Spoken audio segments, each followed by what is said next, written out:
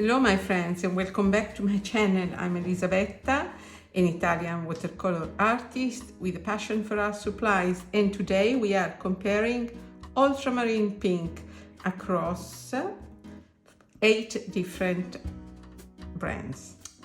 So are you ready to swatch this color with me? I hope so, because it's a very interesting transformation of PB29 Ultramarine Blue. Let's see the differences and the similarities across different brands. Let's dive in.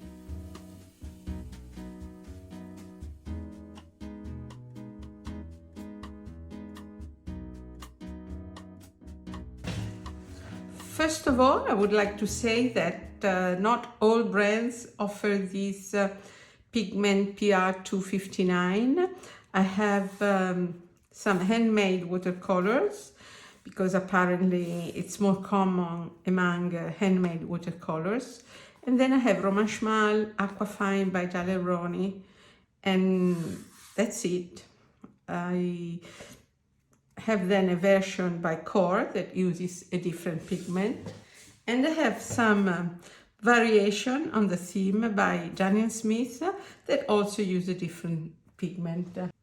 Let's start with Szmal. It's brand new. I bought this in Bologna. I have read some literature about this pigment. It's made by transformation of ultramarine blue, and it's a low tinting red.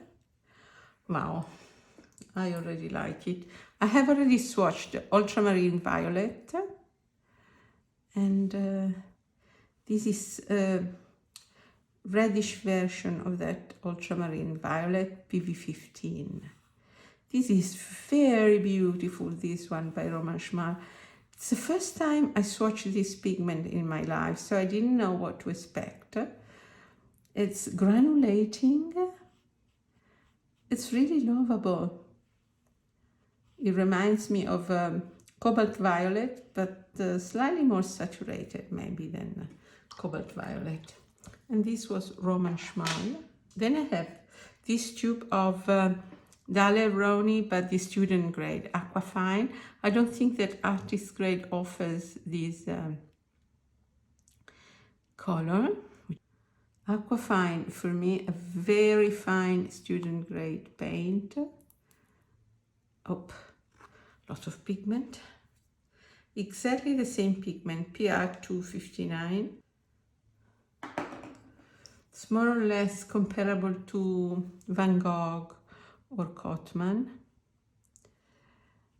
It's slightly more bluish, I think, than the Szmal version.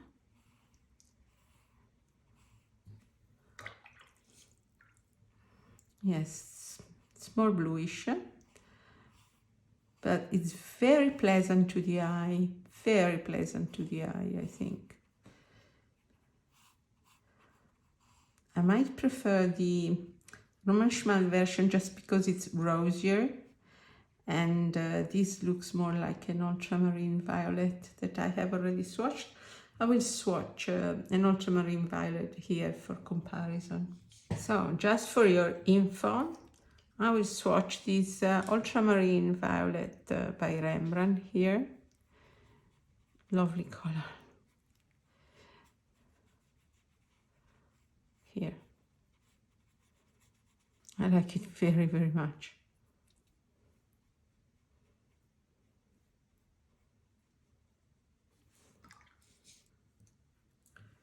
So this is ultramarine violet for your comparison. And then I have A.Gallo. I have a half pan in this small palette that I have recently swatched. Quite easy to wet. And once again, they're all very different. This is quite saturated, always not a strongly tinting power. It's very low tinting power, I would say. It's more similar to the Szmal.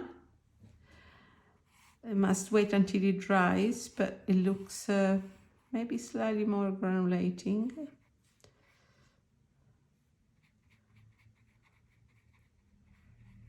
Okay, very pretty color, very pretty color.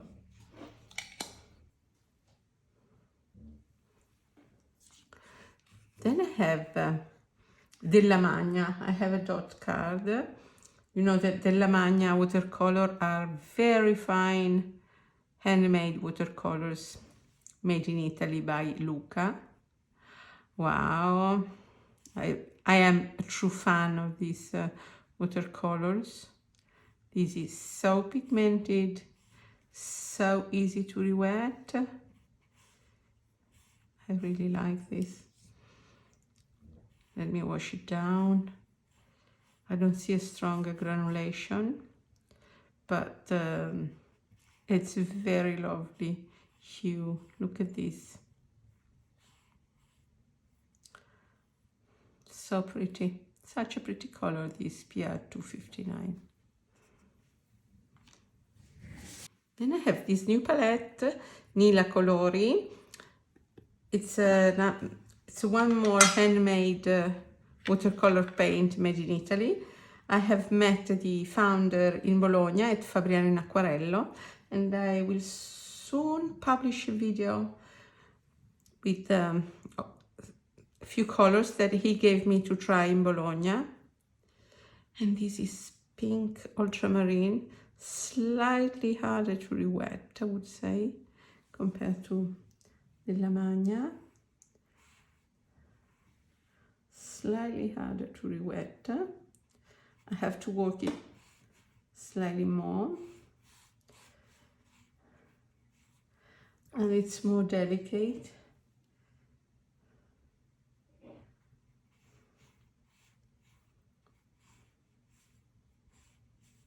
It's very lovely hue, but slightly more difficult to work compared to A.Gallo or Della Magna. Della Magna was the easiest among these handmade. Also probably the more saturated, but we'll see that when they dry. That's all with this pigment PR259. And now I have this Ultramarine Pink by Core, but it's a PB15, which is Ultramarine Violet.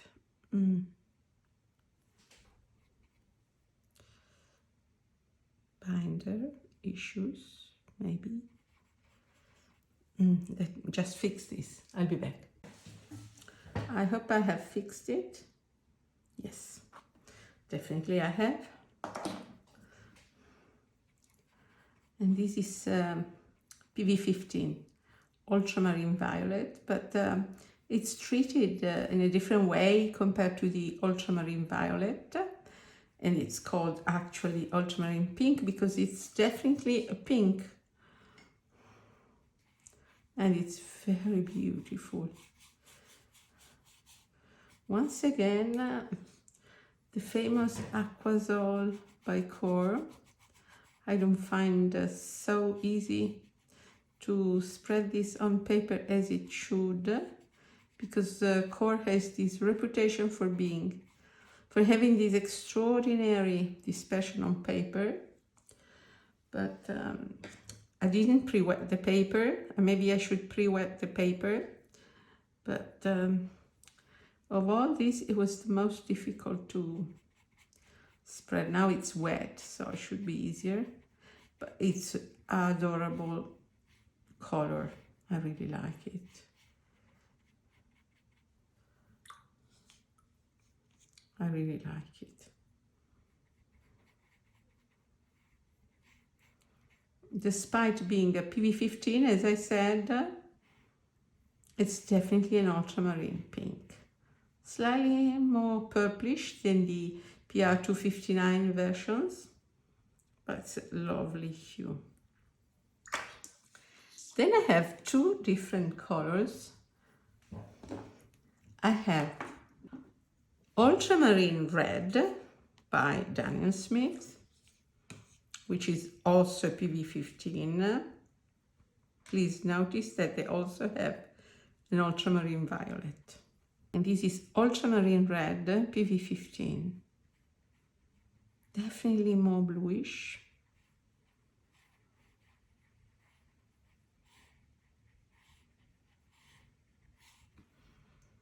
Very, very pleasant to use, very easy to spread on paper, great dispersion, lovely granulation,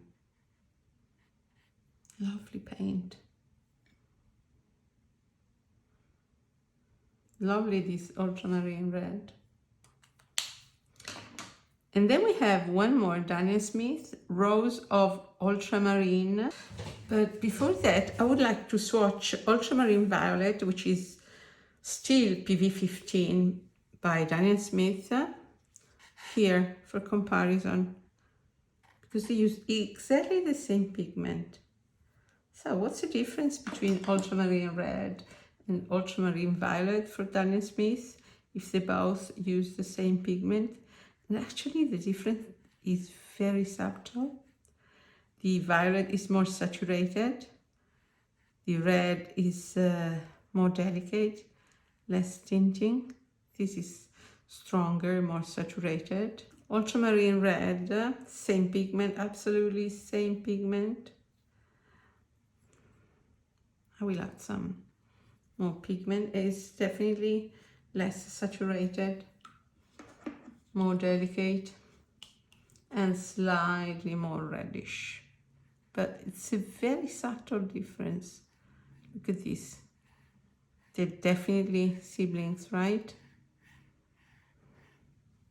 Look at this.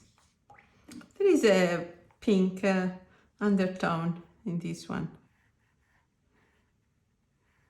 Okay. And then Rose of Ultramarine with PB29 Ultramarine Blue and Quinacridone Pink PB19. Interesting. Might even be slightly separating. I'll make sure to use enough water. Wow, this is so vibrant. We are in a completely different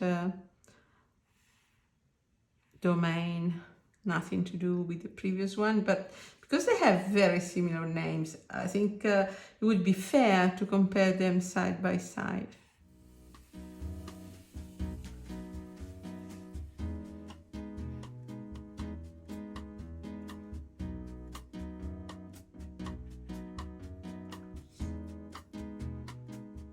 Yeah, some water to see if there is some color separation. Okay, now we'll let this color dry, and I will mix this PR259 with some colors to see what we can get. I'll see you later. Okay, I'm ready to swatch as usual directly on paper, and I will swatch my Ultramarine Pink by Nila Colori. Here is the pure color mixed with yellow ochre here.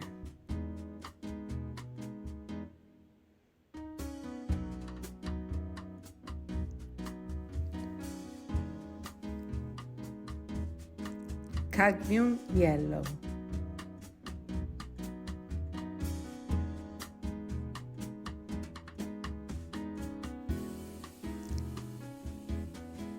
Lemon yellow.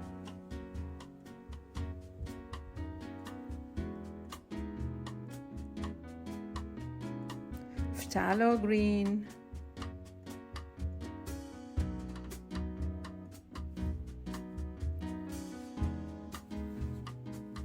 Burnt sienna.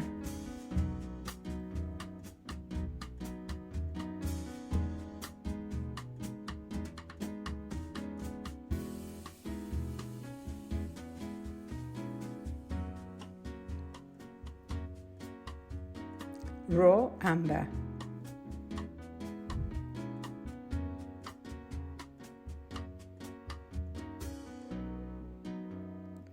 cadmium orange, overwhelming. Ultramarine blue, phthalo blue,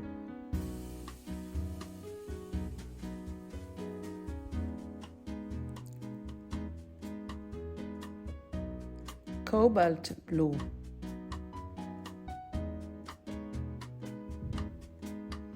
Payne's gray,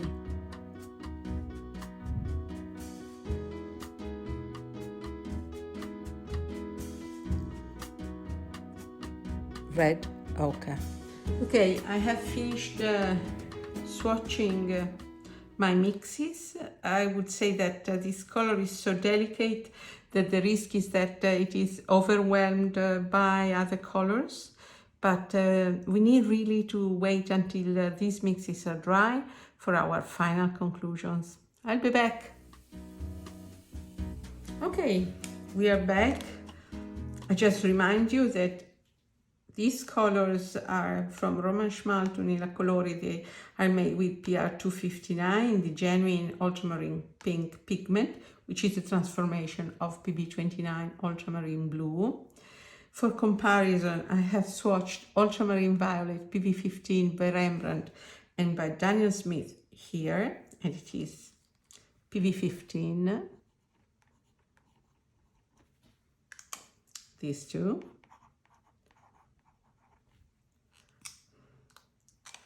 And then I have some brands using different pigments like Core PB15, which is Ultramarine Violet, Daniel Smith Ultramarine Red, and Rose of Ultramarine, which is using a combination of Ultramarine Blue and Quinacridone Pink. What can I say once again? The fact of swatching them side by side shows some differences across brands. I would say that Szmal, Nila Colori and A.Gallo are very, very similar. Maybe Nila Colori was slightly harder to re-wet in the first place, but then because I use it for the mixes, it became more generous with pigment the longer I was working with it, so maybe I should wait a couple of minutes before I work this color. Szmal was very pleasant to use and it's very, very intense. A.Gallo is slightly less tinting. It's very beautiful, but slightly less tinting. It's more like Nila Colori and A.Gallo are more delicate with a lower tinting strength, whereas Della Magna has a lovely value range from mustard to wash down to watered down wash, and it's slightly more saturated, I have the impression. The last color using this pigment is Della Rowney Aquafine, but it's totally different. Look at how more bluish it is, and once dry it is also less pigmented. This Aquafine student grade compared to the other professional grade or handmade watercolors. Core is really beautiful. It almost has a color separation. I see some yellow coming through. I'm not sure you can see it on screen, but there is a slight color separation. I don't know, because it's a single pigment, so it doesn't make much sense, but I see some yellow coming up. I don't know. It's really lovely, this one. The Ultramarine Red, despite the name red, for me, it's really too similar to the Ultramarine Violet. No need to have it. And you could choose either Ultramarine Violet or Ultramarine Red. Having said this is stronger, this is weaker.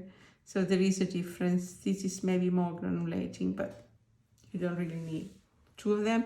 And they're definitely more bluish. And this Rose of Ultramarine is like a dark magenta. It's a very nice color. There is some color separation between the blue and the pink.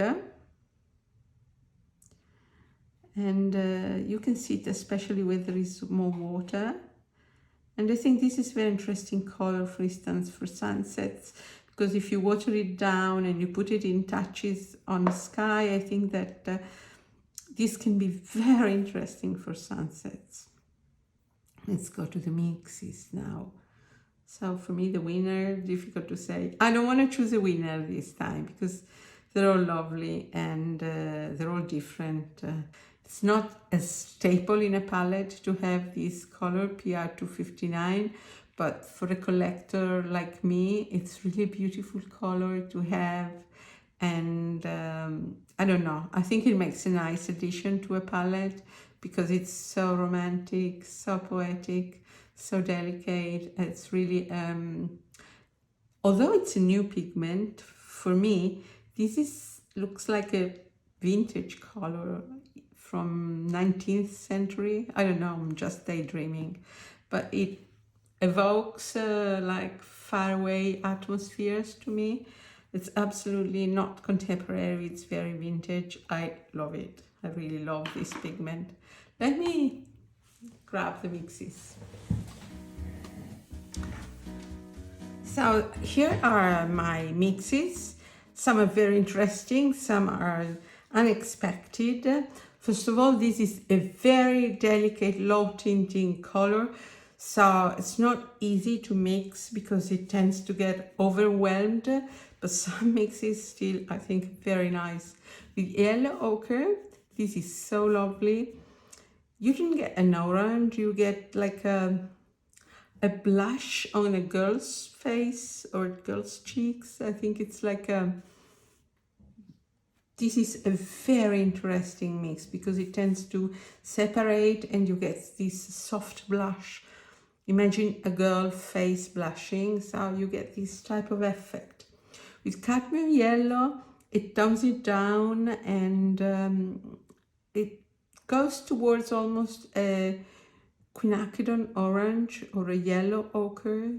It's very nice. It gives an earthy tone to cadmium yellow. Same with lemon yellow. I think that if you want to paint lemon, you can use this color for shadow in the lemon because it gives this subtle earthy brown. Look at this, it's very beautiful. Also, it's very interesting with phthalo green because it gives a very nice, cold, interesting gray. Very nice. With burnt sienna, you have the same effect of a flashing face, a blushing girl, but with the darker skin. Look at this, it's really adorable. It warms up a raw amber and it gives an interesting color separation. I think this is very beautiful. Just warms up this dull brown. Cadmium orange just kills this ultramarine pink, so this mix I don't think is very interesting. But the ultramarine blue together with ultramarine pink, it's really beautiful. It gives almost a lavender. Look at this, it's very interesting. Can you see the color variation? My favorite mix maybe is this one with phthalo blue because they separate. I think that in a sky you can get very lovely effects with this ultramarine pink as cotton candy clouds on a phthalo blue sky. Beautiful. Cobalt blue, a very delicate granulating purple. Very interesting, this Payne's gray. Look at this. I love these mixes actually. It's dull, pinkish, very interesting also. I don't know how I could use it. Maybe always in sky. I must try some clouds right after this. And with red ochre, this one is a PR101, it's Terra di Pozzuoli actually, but it's a red ochre basically. It gives this warm pink, this peach that is absolutely adorable, this peach. Okay, so thanks a lot for having watched this video with me. As usual, I'm asking for your comments because I know that you have maybe experienced this color, so would like to know maybe which brand I am missing, which brand you have used, what are your favorite mixes, how to use this color, because it's not so obvious as a color. So you really need to use your fantasy to find the correct usage for this ultramarine pink. I think that this is so much fun, swatching side by side and mixing. I am really looking forward to hearing from you, from your experiences.